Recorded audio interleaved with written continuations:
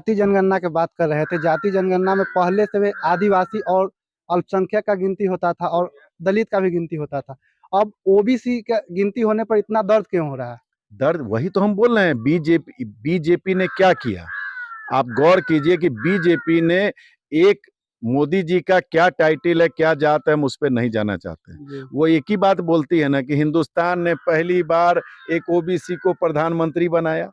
अरे प्रधानमंत्री बनाया, सबके प्रधानमंत्री हैं, हम लोग को खुशी है, उनसे तकलीफ थोड़ी है।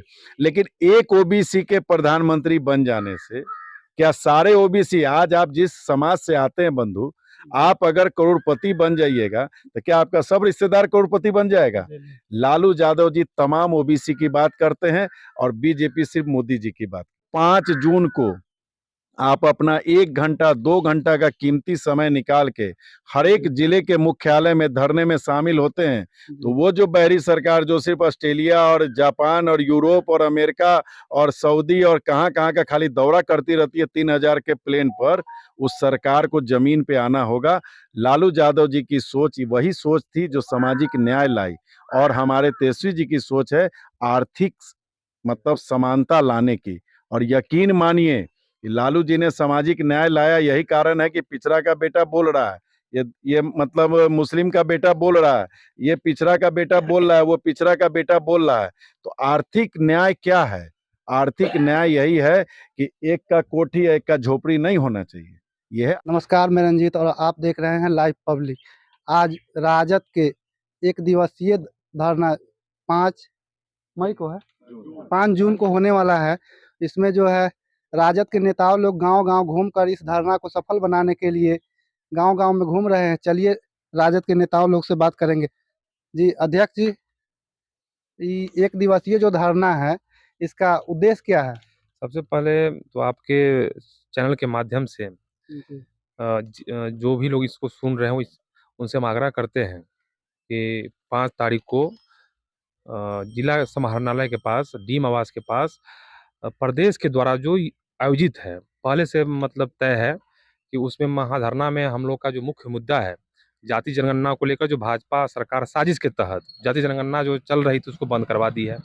महंगाई को लेकर और नई शिक्षा नीति को लेकर, इन सभी मुद्दों को लेकर युवा राजद की तरफ से जो है वहाँ महाधरना कार्यक्रम आयोजित किया गया है, जिसमें तमाम लोग वहाँ पे आके हम लोग उम्मीद करते हैं कि सब लोग वहाँ पर आएँ और इसको सफल बनाएं।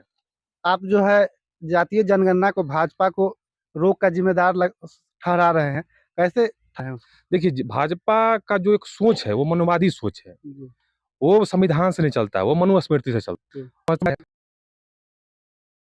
संख्या जिसका जितना आबादी उसको उतना हक अधिकार मिलना चाहिए, और भाजपा इसको रोकने के प्रयास में, लेकिन हम लोग रोकने नहीं देंगे। हम लोग आम आदमी का मुद्दा बना के इसको हम लोग आगे तक पहुंचाने का काम करेंगे। और राजद के नेता हैं, अपना परिचय दीजिए। विक्रांत यादव, प्रदेश महासचिव, युवा राजद, मीनापुर विधानसभा, मुजफ्फरपुर। धरना जो हो रहा है इसका सफल बनाने के लिए आपका क्या उद्देश्य? हम लोग गांव-गांव घूम रहे हैं, जनसंपर्क कर रहे हैं। हमारे नेता आदरणीय बिहार के उप मुख्यमंत्री श्री तेजस्वी प्रसाद यादव जी के निर्देश पर ये हम लोग धरना का आयोजन किए हैं। जो जातीय जनगणना किस तरह से राजनीतिक साजिश के तहत रोक दिया गया है, महंगाई चरम पर है, इस सब को लेकर हम लोग 5 जून को हल्ला बोल कर रहे हैं और महाधरना कर रहे हैं। पूरे बिहार में होगा कि केवल मुजफ्फरपुर? पूरे बिहार में। पूरे बिहार में? पूरे बिहार में होगा। और लोग नेता लोग हैं? युवा राजद मरमत प्रखंड में 5 जून में हम लोग पूरी आबादी के साथ, पूरी जनसलाब के साथ जिला मुख्यालय पर धरना देंगे। जो जातीय जनगणना जो बीजेपी की सरकार के द्वारा रोकी गई है, इसको हर हाल में हम लोग होने नहीं देंगे। जातीय जनगणना करा के हम लोग दम लेंगे। जी अपना क्या पक्ष रखेंगे? हमारे युवा तुर्क, युवा दिलों की धड़कन आदरणीय तेजस्वी यादव जी, उप मुख्यमंत्री बिहार सरकार, और माननीय मुख्यमंत्री, इन दोनों ने मिलकर जातीय जनगणना का, जो कि 1998 से ही लालू यादव जी की सोच रही थी कि जातीय जनगणना करा के जिस जात के समीकरण का ज़्यादा पिछड़ापन होगा, जिसकी ज़्यादा हिस्सेदारी होगी, उसको हम सत्ता से लेके, नौकरी से लेके हर चीज़ में उसको स्थान देने का काम करेंगे। क्यों जातीय जनगणना का विरोध हो रहा है? बकरी का गणना होगा कुत्ता का होगा, गाय का होगा, भैंसी का होगा, घोड़ा का होगा, मकान का होगा। जातीय जनगणना क्यों? इसीलिए कि बीजेपी का जो शीर्ष नेतृत्व है उसकी सोच है मनुवादी सोच।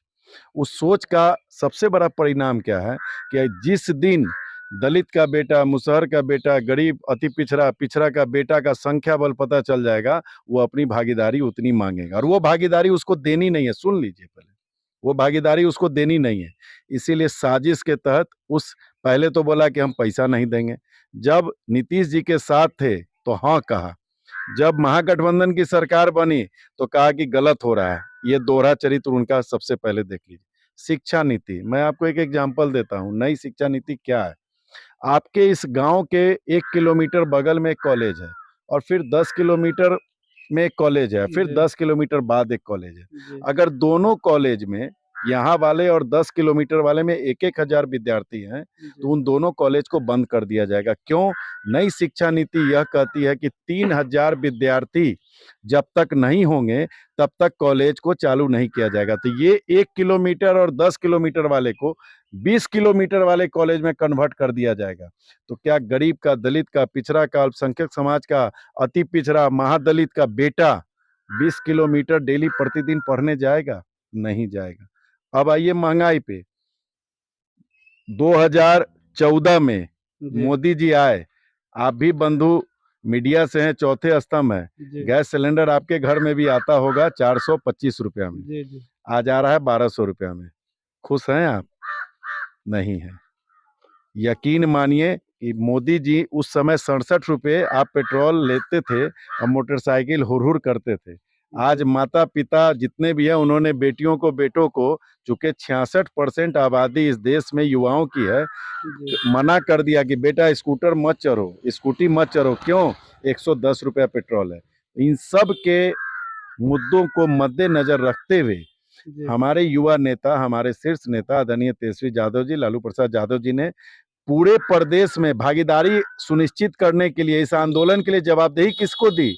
युवा राजद को। युवा राजद के प्रदेश अध्यक्ष जी के, राजेश यादव जी के द्वारा तमाम जिले के जिला अध्यक्षों को, प्रखंड अध्यक्षों को उनके नेतृत्व में, और आज यही कारण है कि नीतीश यादव जी के नेतृत्व में प्रदेश के तमाम पदाधिकारी, हमारे प्रखंड के अध्यक्ष हैं, तमाम राजद के कार्यकर्ता हैं।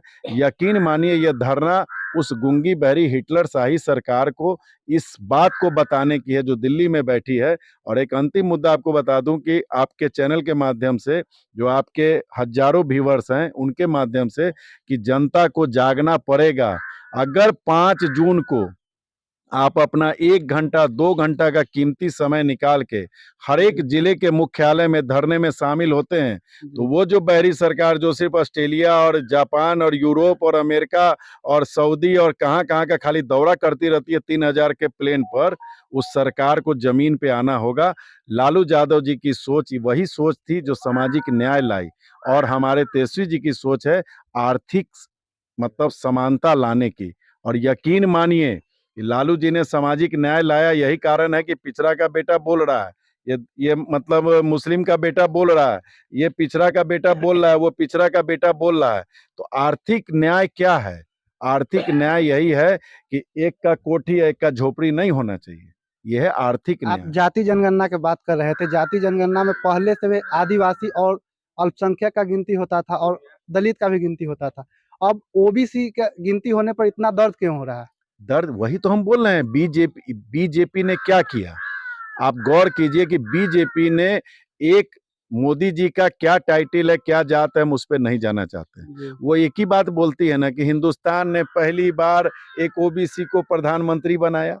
जी। अरे प्रधानमंत्री बनाया, सबके प्रधानमंत्री हैं, हम लोग को खुशी है, उनसे तकलीफ थोड़ी है। लेकिन एक ओबीसी के प्रधानमंत्री बन जाने से क्या सारे ओबीसी, आज आप जिस समाज से आते हैं बंधु, आप अगर करोड़पति बन जाइएगा तो क्या आपका सब रिश्तेदार करोड़पति बन जाएगा? लालू यादव जी तमाम ओबीसी की बात करते हैं और बीजेपी सिर्फ मोदी जी की बात करता है। हमको एक मोदी जी प्रधानमंत्री बन गए, 3000 के प्लेन में घूम रहे हैं, दिन भर में 7 को ड्रेस बदलते हैं, हमको उससे कोई तकलीफ नहीं है। हमको तकलीफ है कि इस गांव में समाज के अंतिम पायदान पर जो बैठा हुआ ओबीसी है, वो ओबीसी भी अपने अधिकार, अपने बच्चों को शिक्षा दे सके। हम जब बात करते हैं रोजगार की, तो वो बात करते हैं हिंदू मुसलमान की। हम जब बात करते हैं महंगाई बढ़ी हुई है तो कहते हैं अयोध्या में राम मंदिर बना दिए। राम सबके आराध्य हैं, हमें मंदिर से तकलीफ नहीं है। हम चाहते हैं इस झोपड़ी वाले के भी बच्चे को पढ़ने के लिए, भोजन के लिए, रोजगार का अवसर इसको भी मिले। लालू यादव की, तेजस्वी जी की लड़ाई ये है। इस लड़ाई को लड़ने के लिए हम गांव में रोड पे घूम रहे हैं, अलग जगा रहे हैं कि जागिए, साथ दीजिए। अगर हम गलत हैं तो हमको आप समझाइए और हम सही हैं तो आप मेरे साथ आइए। अभी से 8 दिन पहले पटना में बागेश्वर बाबा करके एक धीरेन्द्र शास्त्री जी आए थे। उनका विरोध जो है तेजस्वी यादव जी कर रहे थे। बाबा के विरोध करने का क्या मतलब? नहीं, आपको तब गलत जानकारी है बंधु। हमारे नेता के यहाँ भी उनके तरफ से निमंत्रण गया। चूंकि आज अभी आप यहाँ पे हमारा बाइट ले रहे हैं, आप हमारे इस प्रोग्राम को कवर कर रहे हैं, तो आपको कोई अगर 2 किलोमीटर दूर अभी निमंत्रण देगा तब जा पाइएगा? इस प्रोग्राम को खत्म करके ही जाइएगा। तेजस्वी जी बिहार के 14 करोड़ जनता के उप मुख्यमंत्री हैं। स्वास्थ्य व्यवस्था जो पिछले 17 सालों से खराब थी, उस स्वास्थ्य व्यवस्था को पटरी पे लाने का काम कर रहे हैं। नगर विकास मंत्रालय उसको पटरी पे लाने का काम कर रहे हैं। पीएचडी, सारे विभाग, 14 करोड़ की जिस जनता का जवाबदेही जिस कंधे पे होगा, वो व्यक्ति किसी बाबा के यहाँ जाके 2 घंटा प्रवचन सुने कि 14 करोड़ जनता के किसी फाइल पे साइन करे। तो हमारे नेता का नहीं जाना अपनी व्यवस्था है, जवाबदेही के प्रति पूरा समर्पण है। जहाँ तक सवाल है बागेश्वर बाबा का, मैं आपसे एक प्रश्न पूछना चाहता हूँ कि ये अगर मान लो कि वो तार का पेड़ जो नजर आ रहा है, बिष्ठो, देखिए पीछे कैमरा को बोलिए दिखाने के लिए, देखिए कैमरामैन दिखाइए। तो वो तार का जो है ना गाछी कहलावेगा। जी। और अगर उस एक तार के पेड़ के बगल में एक आम हो, एक लीची हो, एक अमरूद हो, एक कटहल हो, एक जामुन हो, तो वो फलों का बगीचा कहलावेगा। हिंदुस्तान बगीचा है जहाँ हिंदू, मुस्लिम, सिख, ईसाई, दलित सभी वर्ग के लोग यहाँ रहते हैं, तभी बगीचा कहलाता है। हमारे नेता की सोच है बगीचा, अब बीजेपी वाले की सोच है गाछी। तो बगीचा आपको चाहिए कि गाछी चाहिए, ये आपको तय करना है। जी। आप देख रहे थे राजद के नेताओं लोगों को, ये लोग अपना पक्ष रखे हैं और अब आप लोग कमेंट करके बता